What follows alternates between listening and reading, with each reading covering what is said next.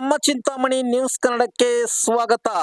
ಚಿಂತಾಮಣಿ ತಾಲೂಕಿನ ಕಸಬಾ ಹೋಬಳಿ ಹಿರೇಕಟ್ಟಿಗೆನಹಳ್ಳಿ ಗ್ರಾಮ ಪಂಚಾಯತಿಯಲ್ಲಿ ತೆರವಾದ ಸ್ಥಾನಕ್ಕೆ ಉಪಚುನಾವಣೆ ನಡೆದು ಜೆಡಿಎಸ್ ಬಿಜೆಪಿ ಬೆಂಬಲಿತ ಅಭ್ಯರ್ಥಿ ಕೆವಿ ಮಂಜುನಾಥ್ ರವರು ತಮ್ಮ ಸಮೀಪದ ಕಾಂಗ್ರೆಸ್ ಬೆಂಬಲಿತ ಅಭ್ಯರ್ಥಿ ಮಂಜುನಾಥ್ ರವರ ವಿರುದ್ಧ 44 ಮತಗಳ ಅಂತರದಿಂದ ಜಯಶೀಲರಾಗಿದ್ದಾರೆ.